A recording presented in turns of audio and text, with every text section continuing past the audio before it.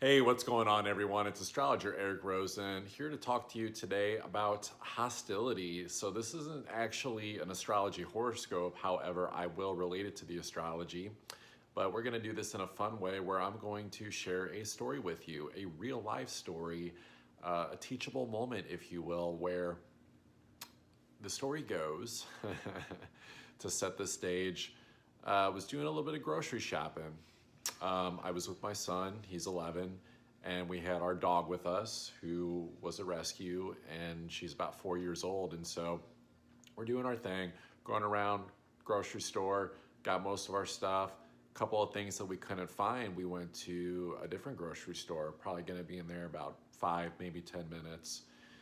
And so we get out of the car, we're walking up to the store as I'm wearing an old band t-shirt that looks a little thuggish, if I'm being honest. And as we're approaching the front door of the store, walking alongside the building, because, it's like the stores now, you can only go in one way and then they make you go out the other exit if there's two exits rather. And this woman is, I guess, walking into the UPS store of the Deerbergs here that's near my home. And she says, "Hey, is that your car with the dog in it?" Now, mind you, it's probably about, I think the high was maybe 82 degrees that day, and the wind was blowing. It was a nice day. And we cracked the windows a good amount, and this woman, she asked this question, "Hey, is that your dog in the car?" And I'm like, "Oh no, I already know where this is going." So I didn't answer her right away, but finally I'm like, "Yeah, but if you're about to tell me something I don't want to hear," but all I got out was yes. And then she started going, "It's 85 degrees out. You shouldn't be leaving your dog in the car," and goes to put her mask on to go into the UPS. Plot twist, she wasn't expecting me to kind of take a few steps towards her as I very sternly tell her, "Ma'am, I don't know what you have going on in your personal life that makes you think that you can just shout authoritarian orders to strangers, telling them how to govern their lives. But this sounds like something for you to work on and has nothing to do with me." But then I proceeded to also do a little bit of shouting, which most of you watching this probably have never heard me get intense. Anyone who knows me from back in the day knows that I have an intense side. I have a side of me that is like, don't cross me, don't speak to me a certain way. Like I will let you know that that's not okay in a very intense, powerful way. And so this woman was kind of like dumbfounded. She just didn't really know what to say. She was kind of like, well. And so I'm walking away as she's saying this, basically just kind of gave her the mic drop moment. Now, here's the thing. The ego's, of course, feeling great in that moment, right? Because in my mind, I'm like, I'm right. It's like if you have an issue with people, it's like, approach them in a calm demeanor. But it's like if you're projecting, your own form of, just antagonism. Because, that's the thing, that's the weird thing about this, right? It's like, I think I'm in the right, she thinks she's in the right because she thinks that she's, looking out for my dog, which, by the way, if you're watching this, I love my dog. I'm just going to draw that healthy boundary. Don't come at me with, well, you should think of, no, just don't even go there. Okay. I promise you that the conditions were fine. So the thing is that I didn't feel quite right as this moment was approaching. I was out of alignment, I was kind of in my head, thinking about all the stuff that I had to do and just very, kind of in a tense mood. And then, of course, I was in a tense mood after that. I could feel the adrenaline rush after that as I was, doing my quick shopping. And of course, to boot, this happened in front of my son too. And so it's like I'm trying to explain to him, why I did what I did. And so eventually got to a point where I got home, unload all the groceries, go lay down for meditation, just to get centered enough to basically allow my ego, my mind to relax long enough to accept the fact that, okay, that wasn't right. That wasn't in alignment. But rather than, shaming myself and beating myself up, for unbecoming behavior like that, it was just kind of like, okay, this is a feedback loop. This is just showing me, an actual circumstance that can arise, with people in conversation of any type when you get two people that are out of alignment in terms of like where their energy is going, where their thoughts going, where's their vibration at, you get conflict. And so, the woman could have said the same thing perhaps, but had I maybe been centered, just in my connection with God, with the universe, and just kind of wanting to actually spread love and positivity like right now, rather than like engage in conflict, perhaps I would have just been like, oh, okay, thank you, have a nice day. Or, maybe I would have slung some energetic hearts at her or something like that. But all the same, I think, the big lesson here is like, number one, sometimes we know what to do in terms of like what's the right thing. Like I knew going into this astrology months ago, one of the words that came up as I was doing my channeling for the astrology was forbear, meaning to like not take action. That basically the best antidote for handling conflict is just to not do anything. There's really nothing can come from it, whether that's a person at the grocery store, road rage. I'll be honest, like because of my, I think just level of respect, but also just people knowing my intense demeanor from the past, I don't get a lot of people close to me that will challenge me like that, but I'm sure there's a lot of you out there that have friends, family that will push those boundaries with you. But it's like the best thing to do is just not get into an emotionally reactive situation. And if it does happen, then it's just showing you like really where some of the insanity can ensue, when it's like we're so out of alignment that we think it's okay to engage in behavior where we're essentially verbally projecting our own like putrid whatever, just I was gonna say diarrhea, I don't want to gross people out, but it was on the tip of my tongue, like of what's going on in your personal life onto others, right? And so when it all comes down to it, it's like with the astrology, it's like this is so important. It's like, where are your thoughts going?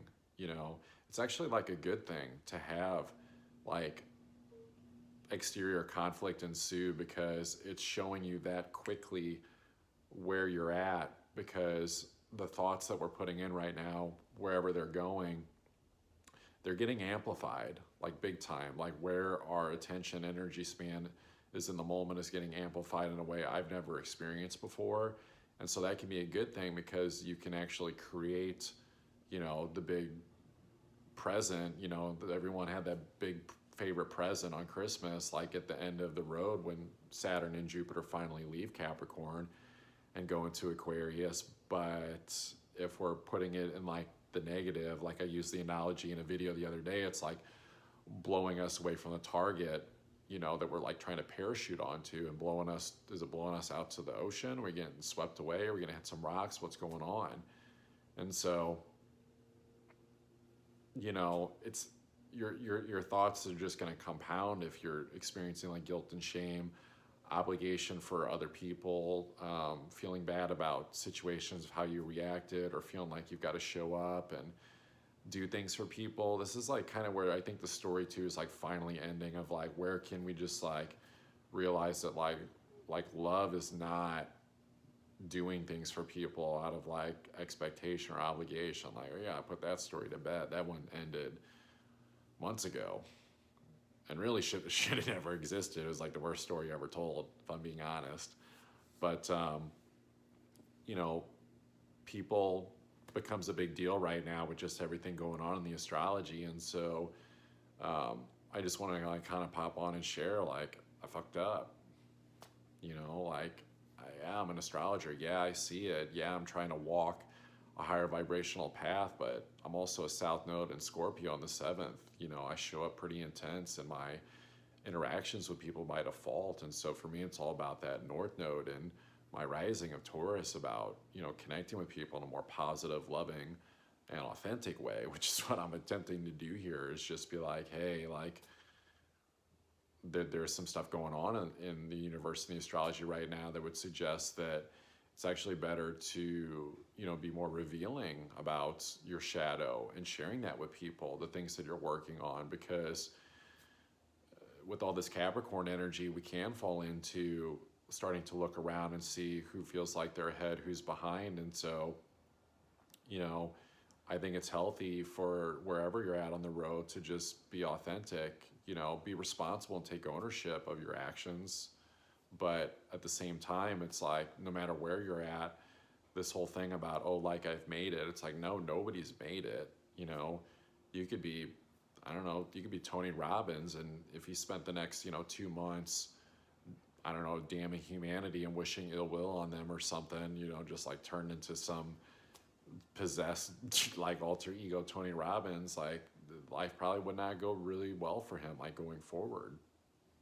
And so, you know, I'm told too, my guides told me there's like a contingency plan in place for like people that maybe have trouble either grasping these concepts, if I'm being honest, or even just like have issues like putting in this tough effort that it takes to like really watch where your thoughts are going and realize your mind really is creating how you experience your universe. And so that's good. You know, it's not like you're going to like a bad place. It's like there's people, I guess you could say, I'm just gonna be real, like picking up the slack in terms of like really working on themselves internally and projecting a positive vibration out into the world, the universe. But those are also going to be the ones that are going to be leading, you know, especially energetically starting at first as we head into the rest of the year. And so, you know, you kind of got to accept, you want to be someone that's learned how to manifest and truly create their life with your mind? Or, you know, do you want to be someone that you're going to be okay, but, you know, do you kind of just have to follow the vision that someone else crafted for you? Haven't we had enough of that kind of already? Like, the thing is that if you really tap in deep into your heart space, you'll find that there is a equilibrium point for the collective, that if you're able to manifest from that place, it's going to be good for the whole. But what we've had for a very long time is people manifesting not good for the whole and deciding for us, you know, a government, a state, you know, it could be a boss, or it could be a spouse, you know, it all depends on like what level of like control you have trouble letting go of within yourself, that's also showing up in your reality outside, in your partnerships and your circumstances. So it's like, if you've had enough of that, like, why not tap into your mind and say, like, I'm going to be hyper vigilant about where my thoughts are going. And that doesn't mean to be like critiquing. It's just, it's more about neutralizing the thoughts to get back to that center point. There's always going to be that sway between, you know, positive, negative thinking. The ego's going to want to chime in to keep us safe, but it's like when you can get back to that equilibrium point is when I think you can take the elevator up, you know, to a place of like a higher mind, because it seems to be that neutral point where you drop judgment and you get out of duality that allows you to ascend into the higher mind and be connected with divinity and connected with God, connected with spirit. So this goes to show you too why just being all, oh, love and light, positive vibes only, like, won't even get you there, because you've created a bias against negativity and shadow work. And of course the negativity is, you know, just as bad.